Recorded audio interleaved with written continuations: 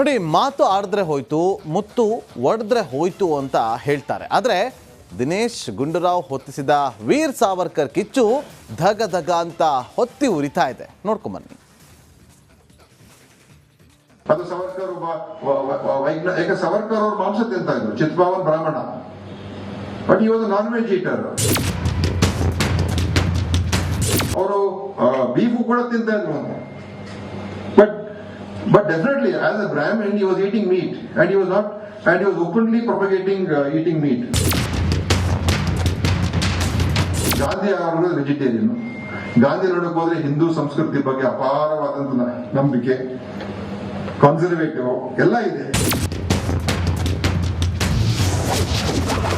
ಸಾವರ್ಕರ್ ವಿರುದ್ಧ ನಾಲಿಗೆ ಹರಿಬಿಟ್ಟ ಸಚಿವ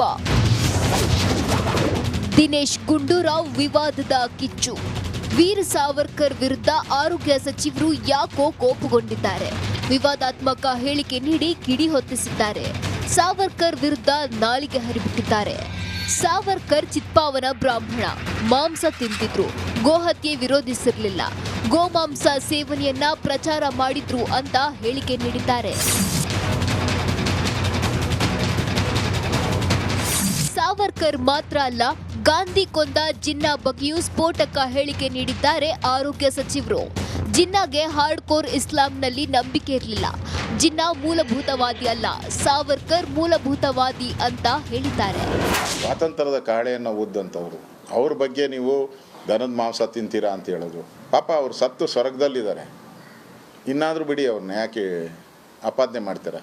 ನಿಮ್ಮ ಕಾಂಗ್ರೆಸ್ ಅವ್ರಿಗೆ ಯಾಕೆ ಹಿಂದೂ ಅಂದರೆ ನಿಮಗೆ ಆಗೋದೇ ಇಲ್ಲ. ಕೇಸರಿ ಕಂಡ್ರೆ ಆಗಲ್ಲ, ಬೊಟ್ಟು ಇಟ್ಕೊಂಬಾರ್ದು, ನಿಮ್ಮ ಹತ್ರ ನಾಮ ಇಟ್ಕೊಂಬಾರ್ದು, ಕೊನೆಗೆ ಹೆಣ್ಮಕ್ಳು ಬಳೆನೂ ಹಾಕ್ಕೊಂಬಾರ್ದು, ಕಾಲುಂಗ್ರನೂ ಹಾಕ್ಕೊಂಬಾರ್ದು ಅನ್ನೋ ಸ್ಥಿತಿಗೆ ಬಂದ್ಬಿಡ್ತೀರ ನೀವು. ದಿನೇಶ್ ವಿರುದ್ಧ ವೀರ್ ಸಾವರ್ಕರ್ ಮೊಮ್ಮಗ ಕೆಂಡ.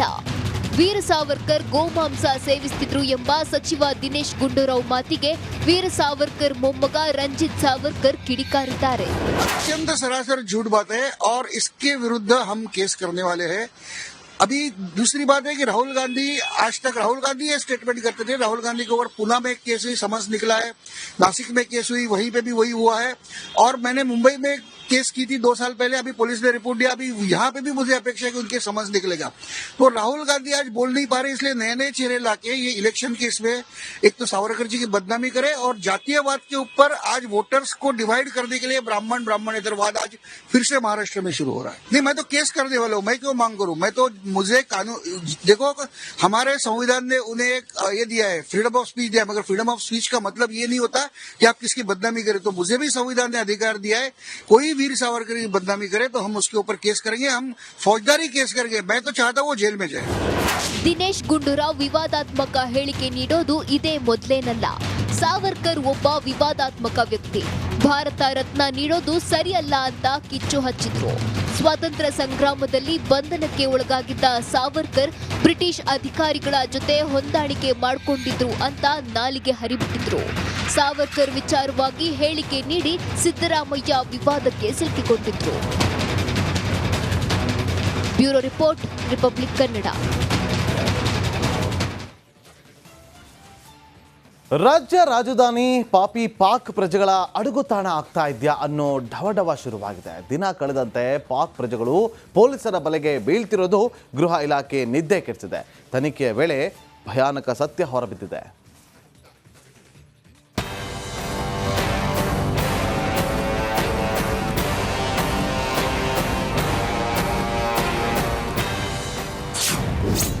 ಬೆಚ್ಚಿ ಬೀಳಿಸುತ್ತಿದೆ ಪಾಕ್ ಪ್ರಜೆಗಳ ಲಿಂಕ್.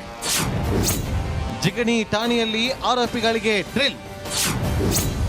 ಲ್ಯಾಪ್ಟಾಪ್ನಲ್ಲಿ ಧರ್ಮದ ದಾಖಲೆಗಳು ಪತ್ತೆ. ರಾಜ್ಯ ರಾಜಧಾನಿಯಲ್ಲಿ ಬಾಂಗ್ಲಾದೇಶ ವಲಸಿಗರು ಅಕ್ರಮವಾಗಿ ನೆಲೆಸಿರೋದು ಸಿಲಿಕಾನ್ ಸಿಟಿ ಮಂದಿಯ ನಿದ್ದೆಗೆಡಿಸಿದೆ. ಬೆಂಗಳೂರು ಉಗ್ರರ ಟಾರ್ಗೆಟ್ ಆಗಿದ್ಯಾ ಅನ್ನೋ ಅನುಮಾನ ಶುರುವಾಗಿದೆ. ರಾಜಧಾನಿಯಲ್ಲೇ ಅಡಗಿದ್ದ ಪಾಕ್ ಪ್ರಜೆಗಳನ್ನ ಪೊಲೀಸರು ಬಂಧಿಸಿದ್ದಾರೆ.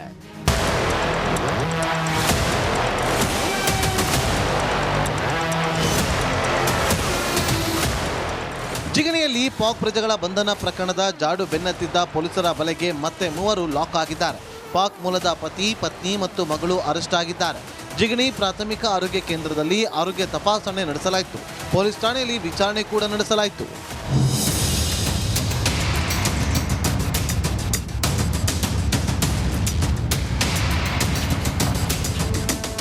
ಪೊಲೀಸರ ಡ್ರಿಲ್ ವೇಳೆ ಪಾಕ್ನಿಂದ ಭಾರತಕ್ಕೆ 15ಕ್ಕೂ ಹೆಚ್ಚು ಮಂದಿ ಎಂಟ್ರಿ ಕೊಟ್ಟ ಸ್ಫೋಟಕ ಮಾಹಿತಿ ರಿವೀಲ್ ಆಗಿದೆ.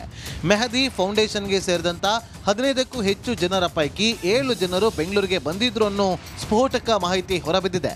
ಅಸ್ಸಾಂ, ಒರಿಸ್ಸಾ, ಹೈದರಾಬಾದ್ಗೆ ಪರಾರಿಯಾಗಿರುವ ಬಗ್ಗೆ ಮಾಹಿತಿ ಲಭ್ಯವಾಗಿದ್ದು, ಉಳಿದವರ ಪತ್ತೆಗೆ ಪೊಲೀಸರು ಬಲೆ ಬೀಸಿದ್ದಾರೆ.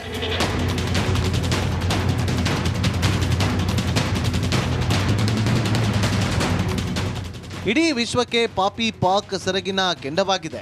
ಭಾರತಕ್ಕೆ ಮಗ್ಗಲ್ಲು ಮುಳ್ಳಾಗಿದೆ.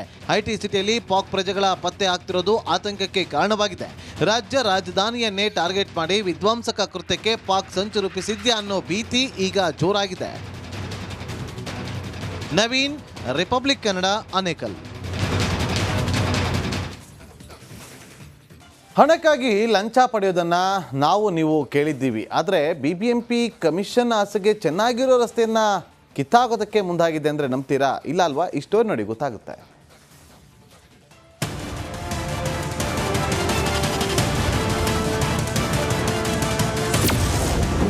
ಕಮಿಷನ್ ಆಸೆಗಾಗಿ BBMP ಕಳ್ಳಾಟ, ಹಣಕ್ಕಾಗಿ ಚೆನ್ನಾಗಿರುವ ರೋಡ್ ಅಗೆದ ಪಾಲಿಕೆ, ವೈಟ್ ಟಾಪಿಂಗ್ಗೆ ಸ್ಥಳೀಯರ ವಿರೋಧ.